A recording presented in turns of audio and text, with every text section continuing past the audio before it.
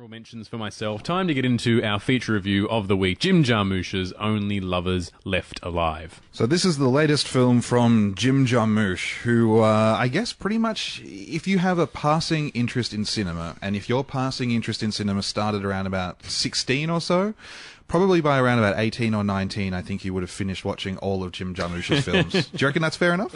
From our era, yeah, sure. Yeah, probably from our generation, I guess. He was, he still is a pretty influential, but still managed to be slightly under, there's still a lot of people that haven't heard about him. Yeah, he's an indie darling. Yeah, he's definitely an indie darling. So he's done Broken Flowers is probably the biggest to date. Really? Do you reckon?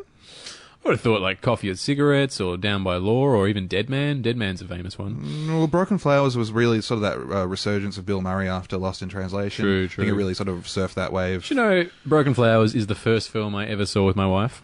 No way, really? At the movies, yep. That was our first date. That's a good start. Yeah, it was a good start. It's pretty bleak, isn't it? Yeah, actually, it's pretty damn funny. It's a pretty sweet film. I liked it. Yeah. Mystery Train is my favourite, incidentally, out of all Jarmusch's stuff. Yeah, I pretty much love pretty much every single movie that this guy's put out, except for Permanent Vacation, the very, very first one. That is one of my most hated movies of all time. I never saw that. I hear it's quite slow.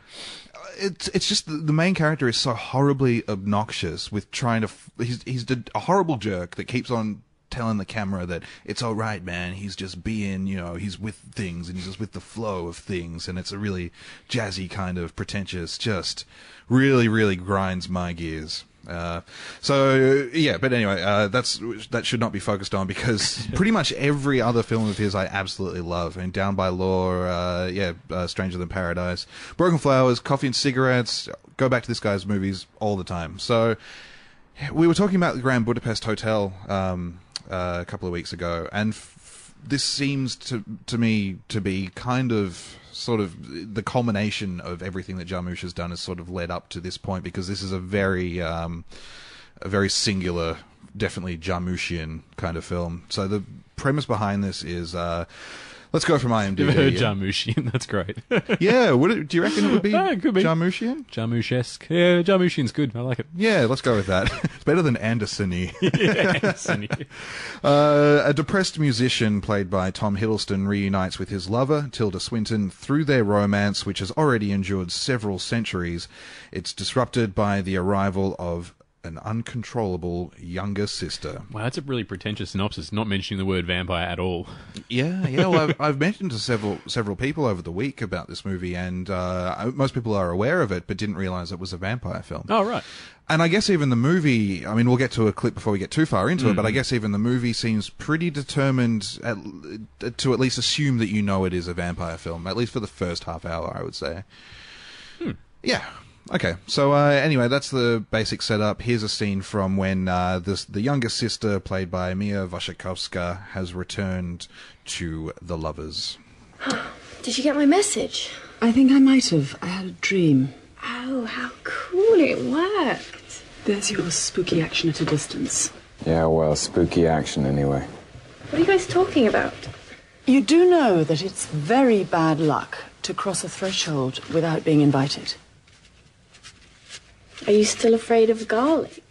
I'm not talking about myths here, Ava. You know, it's also bad luck to listen to someone's private music without invitation. Oh my God, I love it, Adam. It's totally brilliant. Can I get a download? No. So? You just passing through Detroit? Yeah. No, I mean, I came to see you. I've been living in LA. Great. Zombie Central. Are you alone?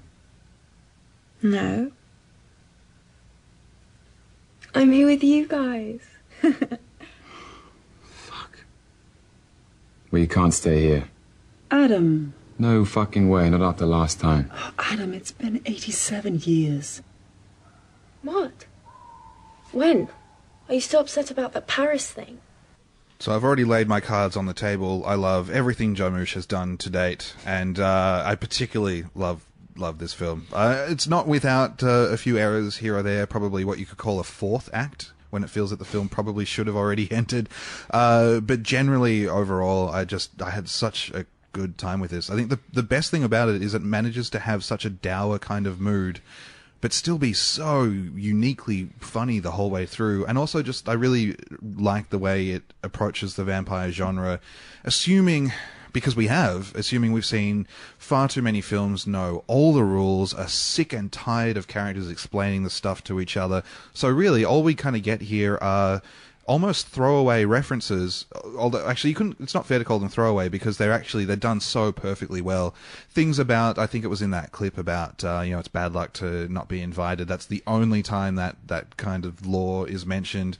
There's something... Which is interesting. It's not explained as a thing that you just can't do. They just simply say it's bad luck, which is... That's right, yeah. Unusual. So all of this knowledge is presumed, which is about time, because I was going into this hoping that we weren't going to have to go through another vampire origin kind of story.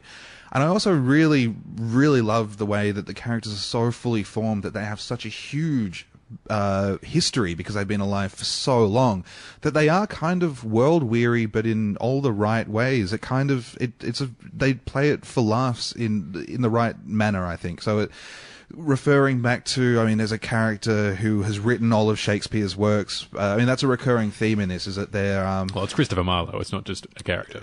Yes, sorry. He's actually an historical figure. That's right, he's an who historical... happens to be a vampire and still alive. That's right, yeah.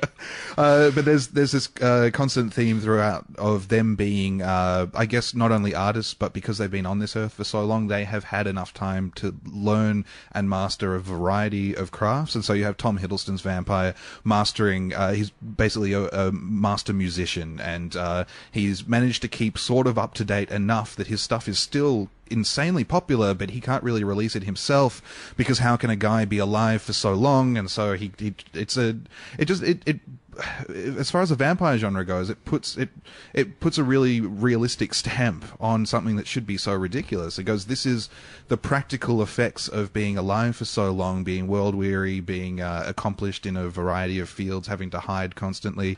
I also absolutely loved how they didn't hunt people, and they remarked briefly that this is the 21st century. You can't just go around killing people because you will be caught. Yeah, exactly. It's not just like, and there's another brilliant line where you can't just dump the bodies in the Thames with all the other plague-infested bodies. Those days, not like the good old days. Yeah.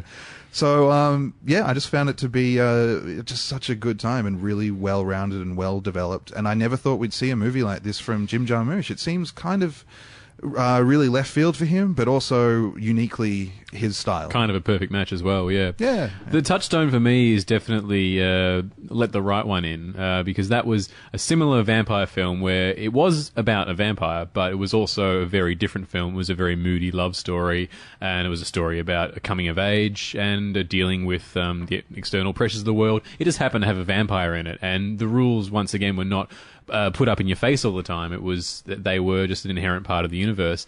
And I'm with you all the way, man. I can't get over how well Jarmusch weaved the vampire lore into this screenplay without ever expressly stating what it was at any real time. You just sort of observe, you get little bits and pieces, because everyone has their own take on what a vampire is and does, and then the weaknesses and things. Like some vampires in films, they can't be seen in mirrors, some can. Everyone has to have their own sort of stab at it. Some sparkle. Yeah, apparently, yeah. So just because when you mentioned the not being allowed to be invited in, I was thinking of Let the Right One In, where that's an actual key plot point, and they go to extremes with that particular rule. Scene. And it is, and I thought that was really interesting. That I think Jarmusch probably felt that's sort of been done, and in his world, it's just simply it's bad luck. Just don't do it.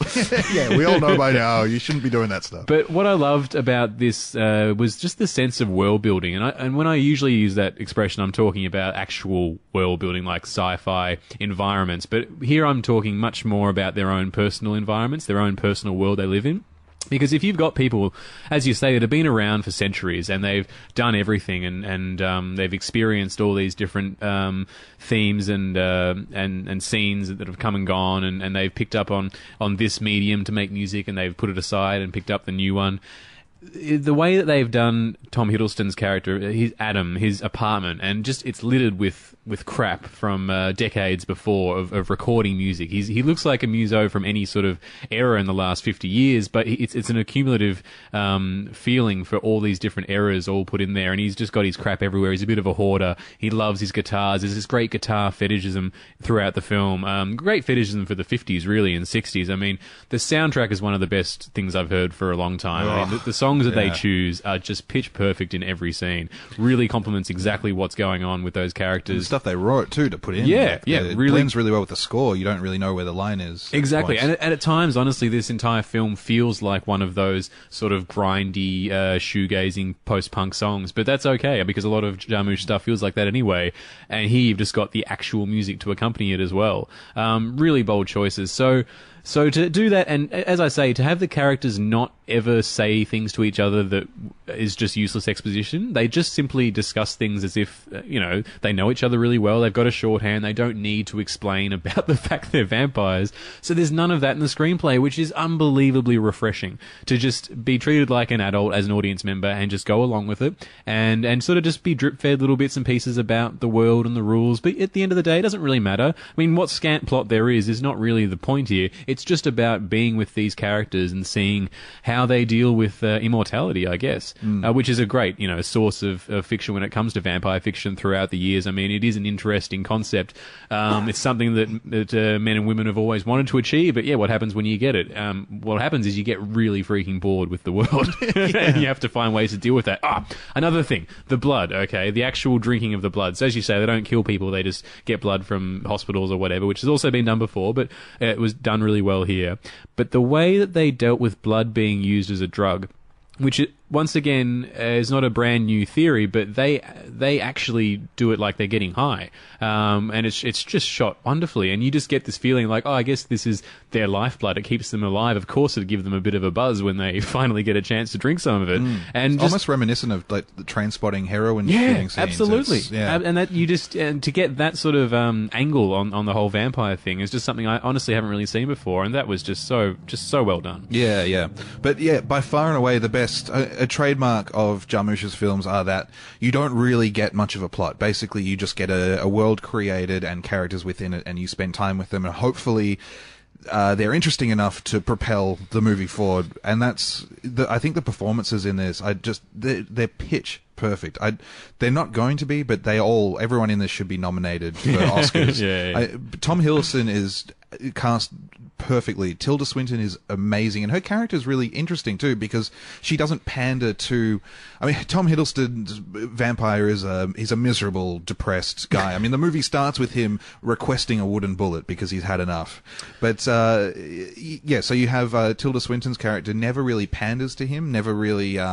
Oh no, sorry, she does, but in a positive way, and she doesn't. Yes, absolutely. Yeah, she knows exactly who he is and how to deal with him and how to make him happy and how to. And I don't mean this as like that sounds sexist the way I put it. Yeah, no. I don't mean it to.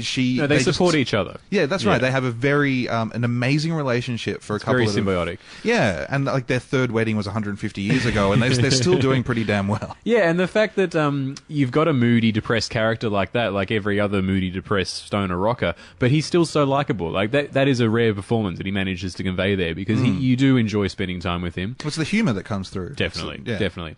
And also the actual setting for the film. So the way it starts off, you've got the two characters at opposite ends of the earth.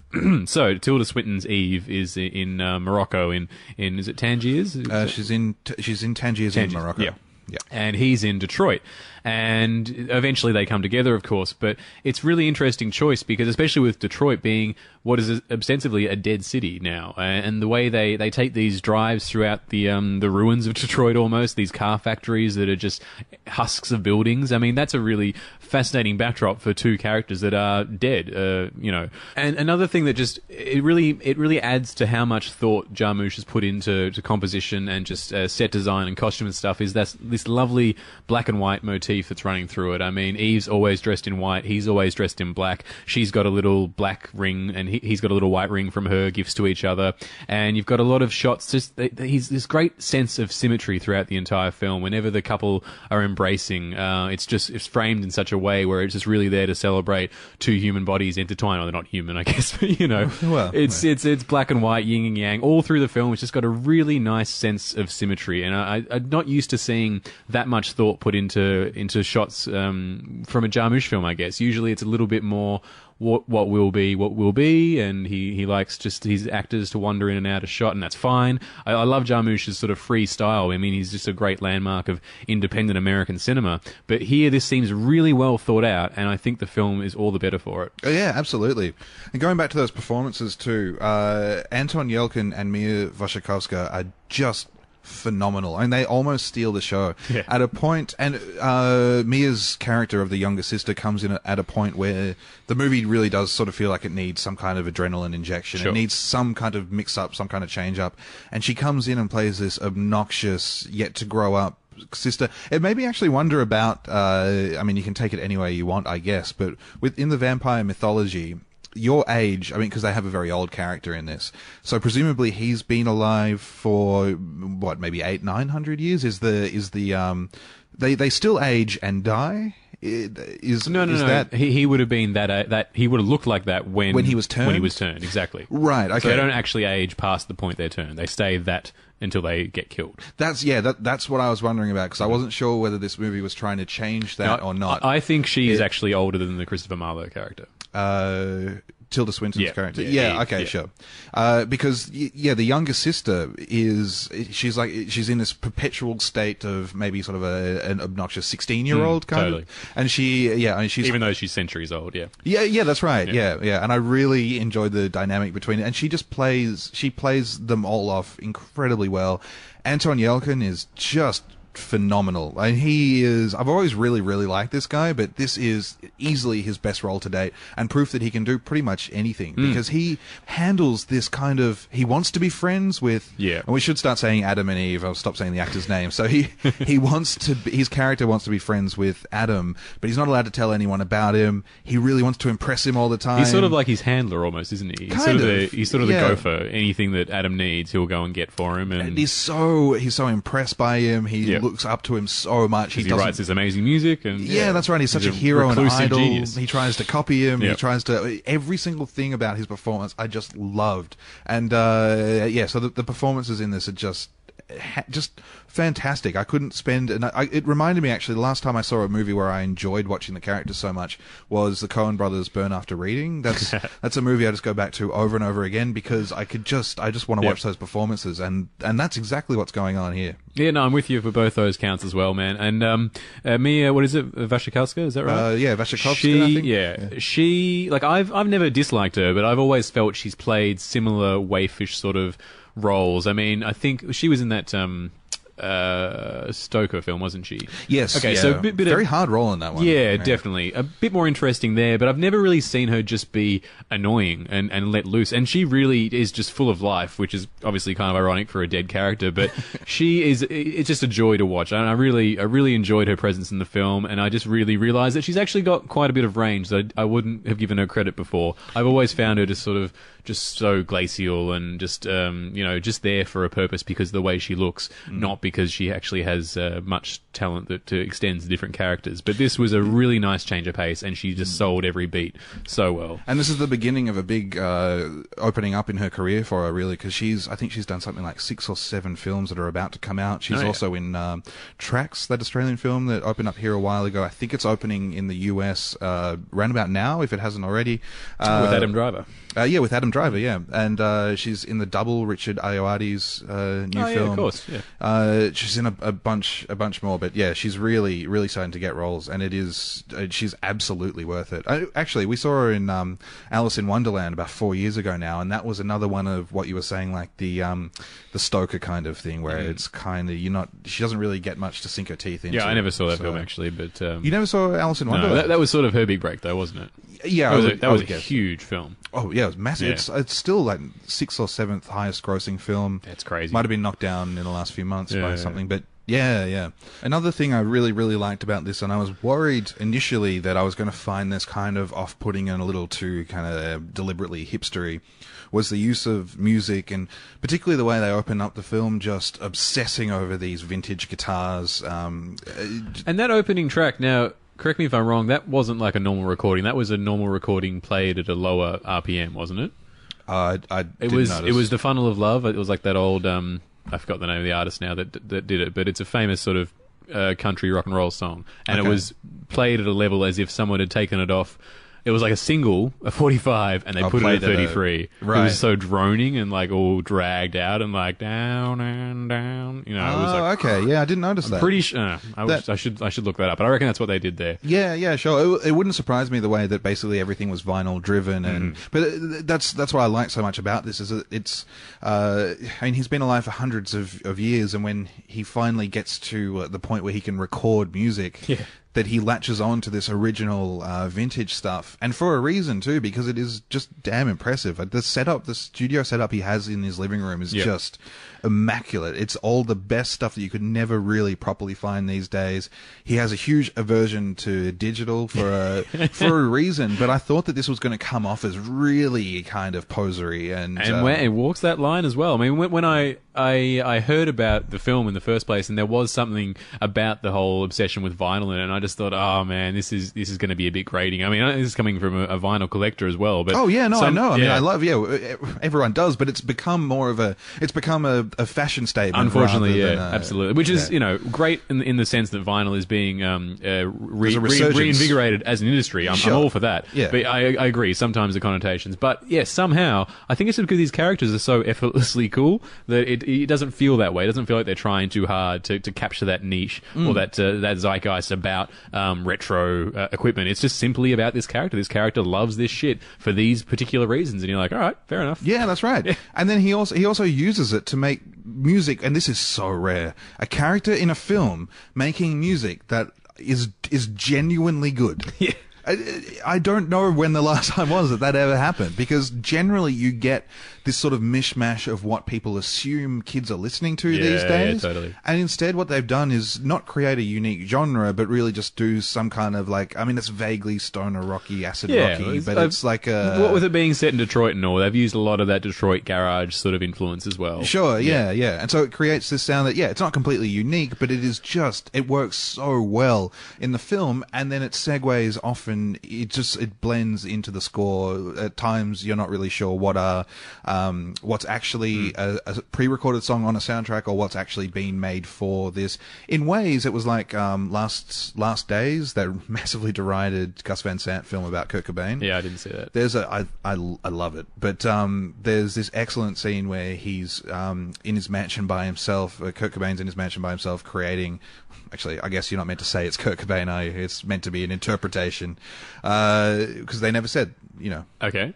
No? It's not Kurt Cobain? Well, Gus Van Sant said, basically, well, it is, but we can't call him that because this is a creative vision, so... okay, whatever. It was, I know, it was one of those things, where he has this huge setup, kind of like that, but he uses all these loop pedals, so he starts one instrument and one sort of riff or idea going, then moves to another instrument and builds on it and builds on it, moves to another, builds on it. There's like an 8-minute scene that starts to pan out a window while you're watching him create what becomes this huge wall of sound, and that's kind of it's sort of a similar approach in what you see with Adam in this movie making his own music, and it's genuinely good, and I can't wait to actually seek out the soundtrack.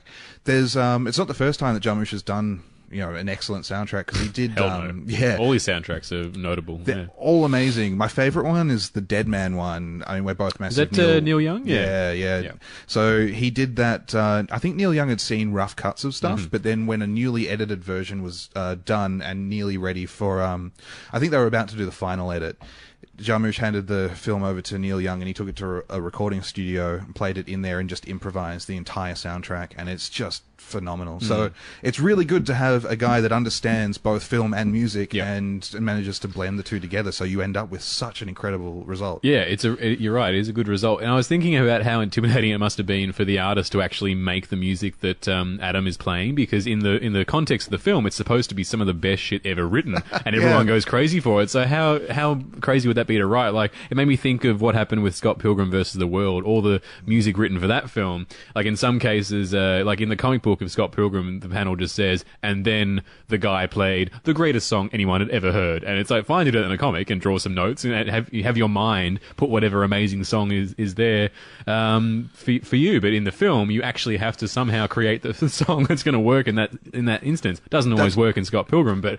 damn, it did work in this film. Oh man, that's a great example, because in the Scott Pilgrim movie, they're playing the most average, cliched, boring kind of indie rock that you could imagine. It felt like it was dated the moment the film came out. It was unfortunate. It's horrible, and they're all going on about how amazing it is, and it just doesn't fit. And here it does. You're right. It's that would have been some pressure for the guy making it. Absolutely.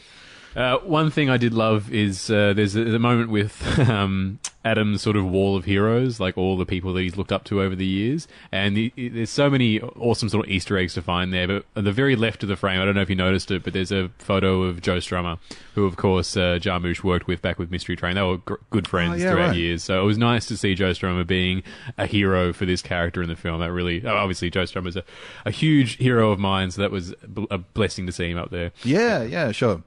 So I guess overall, I mean, I think there are a lot of people out there that are trying to decipher a meaning to this, as whether it's an analogy or a metaphor for, I guess, the decay of civilization these days, and that it's best to hold on to what we had, to cherish what you had as things advance. So really, there are various. Say it at all. I don't think I'm orating that very well. Okay, There are.